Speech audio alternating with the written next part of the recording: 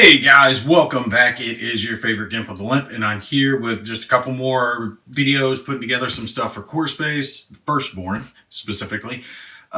Before we get into it, because Core Space is going to be on the table here very soon now that I got a little space cleared off for it. So I'm just going to show you how to put together a few of the pieces here. I'll probably end up doing this in 2 videos because I think there's too many pieces to do it all in one. But we'll see. I did want to point out that this is something worth getting. This is the reference cards. I was able to track down a pack of these. And essentially by having these, you can play the game so much easier. Because remember, one of my complaints with the game is there's just so many symbols to it. And it makes it easy because when you're looking at the sheets, you just got the symbols to worry about. But you have to know what the symbols mean. And especially stuff like, what level you have in these different symbols, like marksman, countershot, all the different ones. Well, this makes it to where you don't have to have the rule book out. You can just have the reference cards and you can pull it out to whatever skill it is, and they're color coded. So definitely worth getting. I think you can get these for like 10 or 15 bucks, but it will make the game so much easier to play. So definitely worth checking out. So there's those. This is from the, Gates of Ryza? Yeah, Gates of Ryza expansion. But I decided I'd go ahead and include it with this because it's so similar to a different one. So the first one we're going to put together here is what's called a Plinth. All right, so it's these pieces here. And effectively what it is it's a crate, okay? It's a storage box. Now, there is a different one called an arc here. I'm not going to put together the arc because it's put together the exact same way as the Plinth. So if you know how to do one, you know how to do the other. So I'm just showing you the pieces for it. On this sheet, you'll have a couple of the arcs that you can put together. Think of it like a box. So 4 of these pieces are going to create, 4 sides for a box. And then you need 3 of these square pieces to finish the box. All right, so top, bottom, all the other good stuff. This one specifically, though, is the larger size when it comes to the arc. Okay, there's one that goes in there that fits. 2 sizes will, 2 of them will do that, the red and the yellow here, but this one is the bigger one that goes on top to create your lid. You'll see what I'm talking about with this one, because this is effectively going to be like our top lid piece, and this is actually just a little decorative piece right here that goes on that. Part of the reason I wanted to put together the Plinth because it is a little different. It's interesting. So, like usual, we'll punch out our pieces here.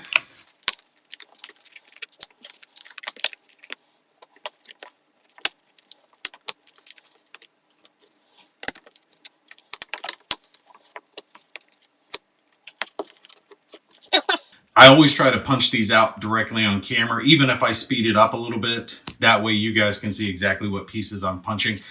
But like I said, you're going to have 2 Plinths here. You can see it says, times 2. So you're punching out half the pieces. Make sure you keep that in mind. And it'll say Plinth next to all the pieces that you're punching out.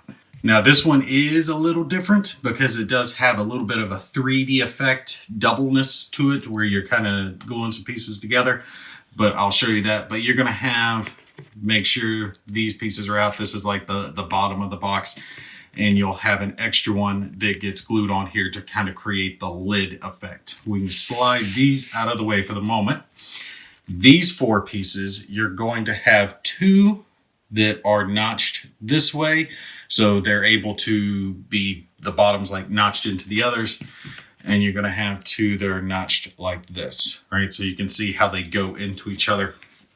And make sure you keep the front side whichever way you want to have it going. Like I've said in some of the previous videos, there is a front side of these. If you've ever used any type of counter before, you know how the machine comes down and it punches the counters out. That side's going to be a little more rounded than the back side. So if that matters to you, make sure you keep track of it. But you're simply going to create a little box here, and of course it's going to start by not going in correctly. Here we go. It's got a snug fit, and you got to make sure you're doing it kind of careful. You can hear that because we've got these top pieces up here, and you don't want to bend these if you can avoid it. And make sure we got this lined up nice and flush. All right, that's going to be the other one. So we'll push this one in here. Same thing. Jammer in there. Ooh, these are snug. These are actually snugger than the first edition core space by a fair amount. I wasn't expecting that because the first edition core space actually went together a little bit easier than this. Maybe I gotta widen these up just a bit. Okay, that helped putting it down and pushing on it a little bit. Same way here. We'll line these up into the right spot and we'll just push her on in there. There we go. Nice, snug box. Okay, so that's what you're looking for, okay?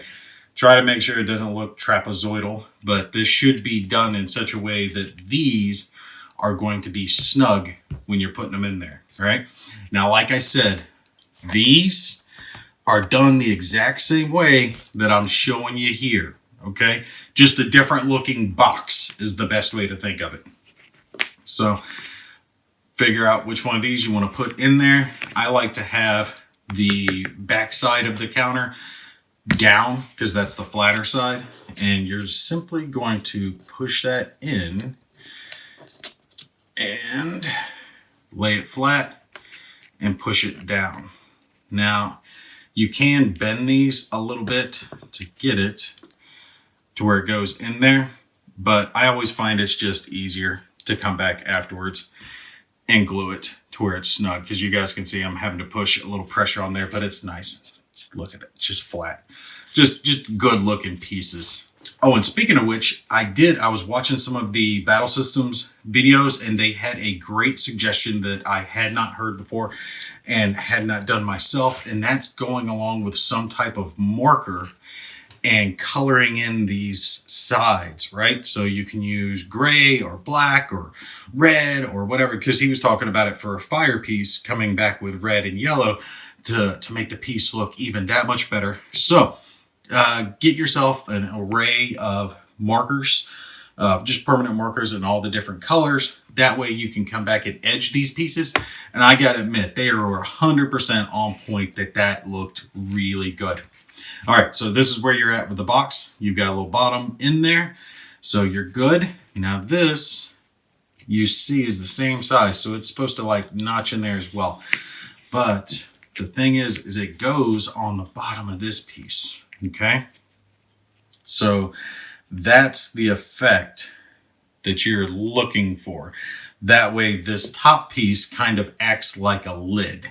This was easier to do on some of the crates from the first core space because they didn't have this decorative area on them. So what I would do is just not put on the bottom, set this down on top, push it, and then glue it that way to make sure it's nice and squared up. This one is not going to work that way, so you're just going to have to try to eyeball it and make sure you got it going right. But we've got something else that's going on this as well. This little piece here, it's got a little spot that notches out.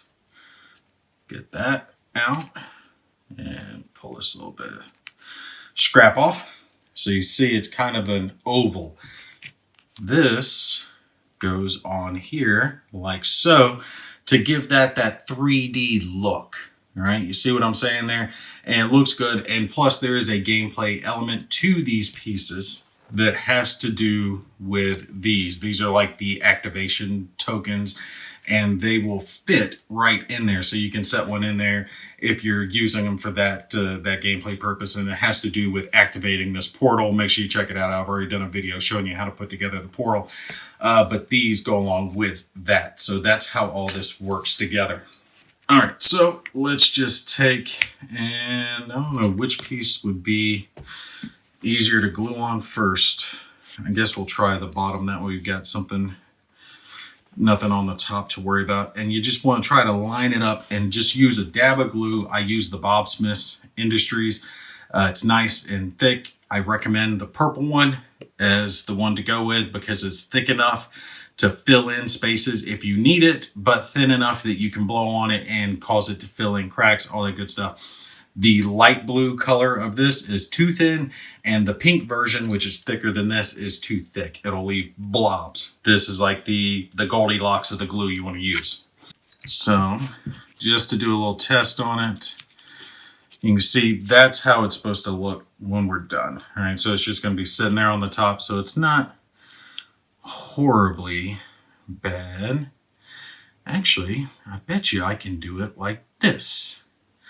I got an idea. Okay, here, we're going to try this because I've already got that bottom piece, but I bet you if I put a little dab of glue just right there in the center of that, hold this in place, and then push that bottom piece through, I can get that same effect that I want to ensure, blah, blah, blah, that my lid is perfectly centered on there. So let's put our little dab of glue. Just the smallest little drop will work just to seat that piece.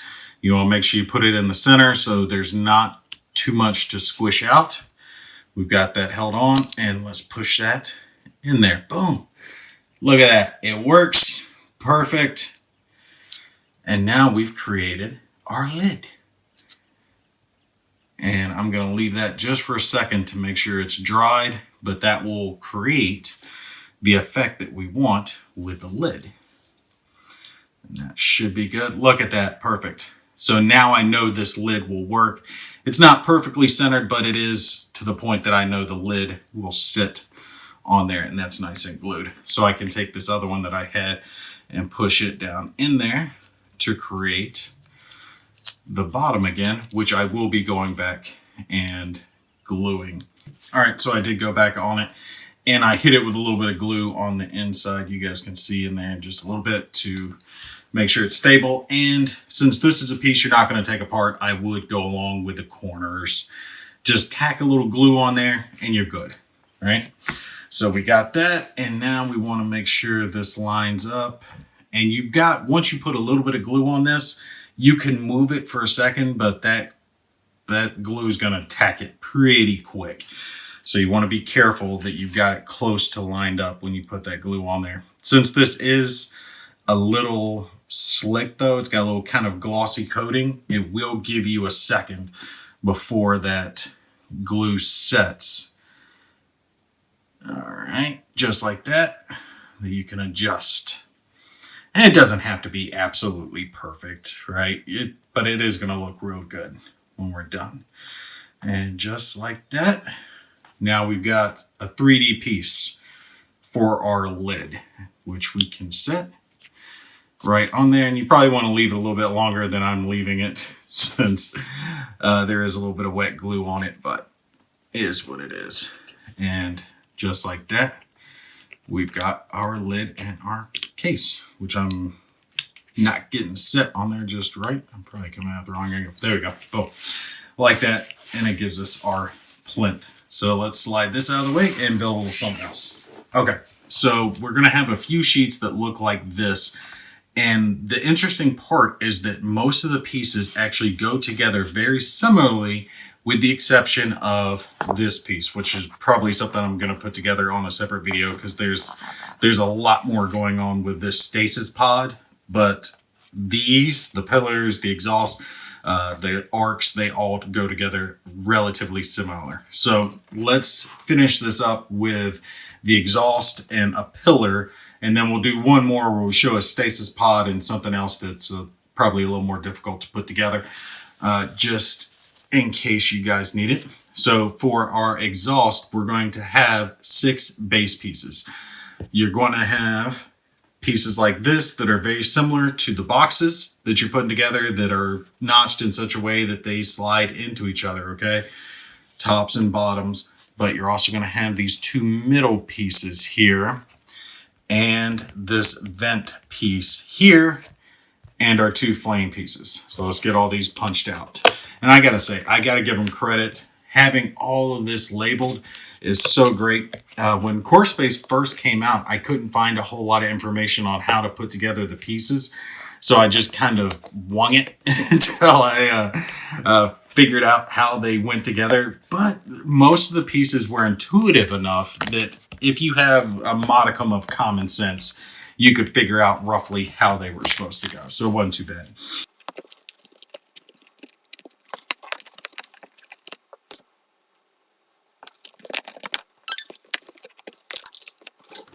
Okay, so here's our pieces for our exhaust fan.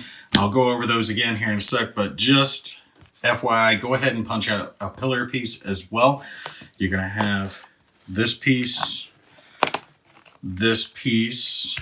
and the 4 pieces. Okay, so just a couple of top pieces and then the pillar itself. And the pillar is very easy. Again, it's kind of like a tall box. So that's the pieces that we're pushing out for these next 2 things that we are assembling. So let's organize this. You're going to have 2 that are a little bit shorter. Push them to the side for a sec because you're not going to need those. And not just yet anyway, but you're going to have, again, 2 that are going to be notched similar to go down, and then 2 that are notched like this to have pieces slotted into them. And one of them has a little bit of debris. We'll push that out real quick. Again, make sure you're paying attention to your fronts and your backs if you are concerned with it. And let's grab one of these to start it. And make sure you are slotting in the right spot because they all have a notch in the middle as well, but that's where those center pieces are going to go. All right, push this down. All right, so push it down just like that. Got our first one, and grab this one to slot in here. Same way, get it lined up, and then push it down as well. And get her lined up in the notch for me. Come on. Just got to find that right spot. There we go. Get it started and then push it down. You guys can hear how snug that is as it's going in. And then we see our 2 points left there for this one to slide right into. Make sure we get that lined up correctly. And just like that, we've got ourselves another box.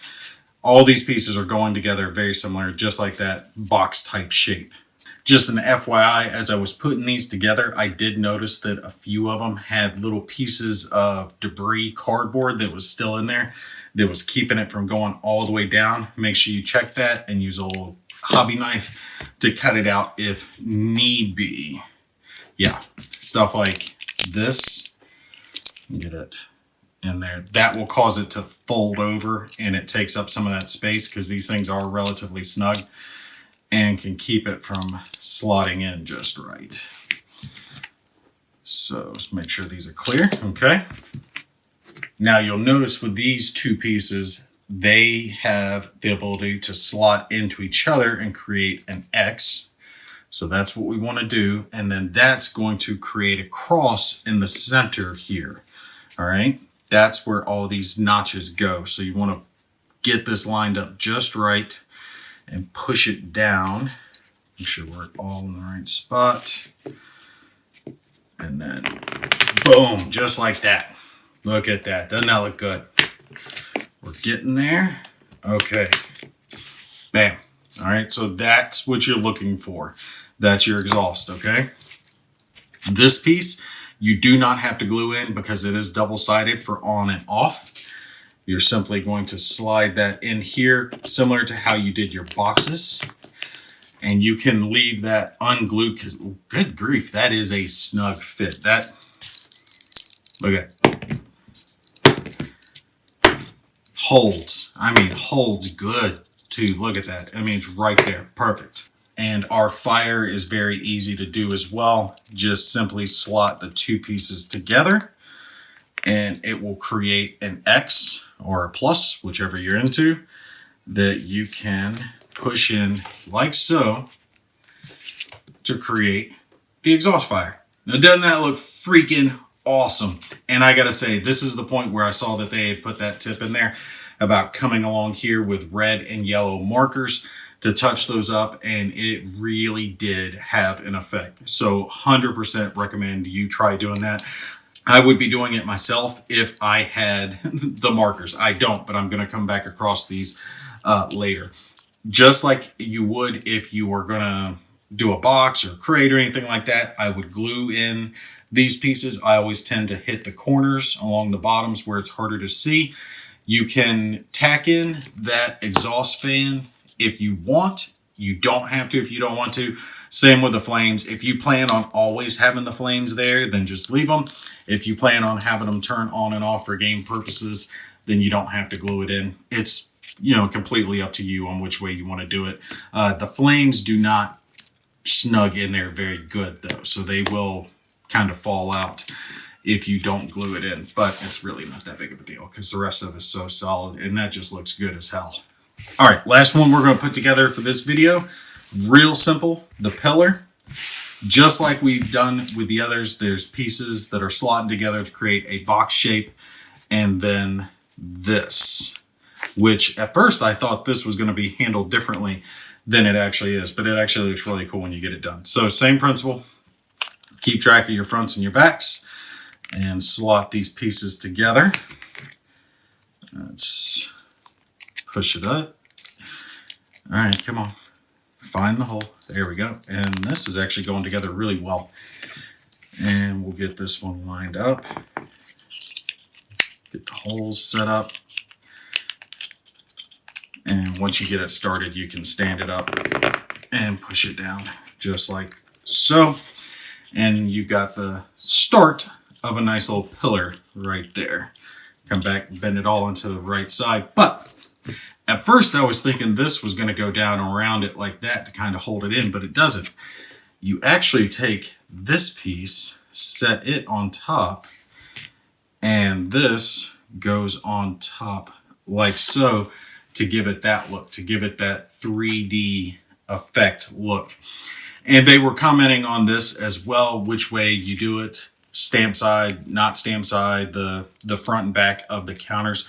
It's completely up to you on which way you want to do it, but it will have a small effect. It's really not that big of a deal. It's really up to you, but it can make a difference if you're meticulous. It's only your choice. Doesn't matter. But this is the effect that you are looking for. I would probably, because this, you see, is just a little bit bigger. If you guys can see that, right? That little outer piece is just that little bit bigger than this piece. So you probably want, if you're gluing it down, to glue these two pieces together first and try to line that up as good as you can before you throw it on top of this. That's what I'm gonna do here real quick. All right, relatively straight. Yeah, it's all right for freehanding. I'll take it. And then you're going to be putting it on top like that. So we'll put this here and we'll just line up some glue on the top and see how well this works. I'm not horribly worried about overdoing it because this part of that cardboard is just going to soak up that glue.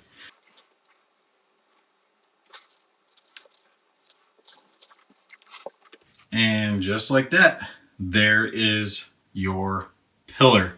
Got it relatively straight, but I just freehand that very quickly. It's really not that big of a deal if you're off by a millimeter or two. It's still going to look perfectly good on the table.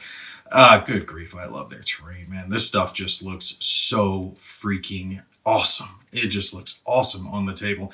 And it does not take long at all to put together. I mean, look at this. The pieces that I put together, and I would have put these together so much quicker if I wasn't filming it and explaining it. I would have, 5, 6, 7 pieces put together at this point. Does not take long to put them together. And really gotta say, love the idea about coming back here, a little bit of green or blue here to fill that in, a little brown there, just to kind of match these colors, and it'll really make it pop on the table. I mean, excellent quality stuff. This is gonna look so good when my game starts. And we are going to be doing Core Space Firstborn. I've got the idea of what we're going with. I'm not going along exactly with their campaign. I like making my own. It's just who I am. But you guys stay tuned for that. It is going to be exciting. I am bringing back my crew from the first Core Space videos that I did. And I'm going to see if I can incorporate some more of mechanical crew members. I really want to have a whole team of them. If anyone ever stumbles across a box of the Rogue Purge that you don't want, or you find this for sale, by all means, let me know, because I want one very badly and I cannot find one to save my life. They are sold out. And as far as I know, Battle Systems is never planning on reselling them, which is sad. All right, but I will have one more video showing some more terrain pieces like that stasis pod. So if you guys are interested in that, stay tuned. We'll do a few more of the more intricate pieces. And then we're going to be setting out and playing a game of Course Base Firstborn, let you guys see how all that came out. Y'all take care. I'll see you in the next one.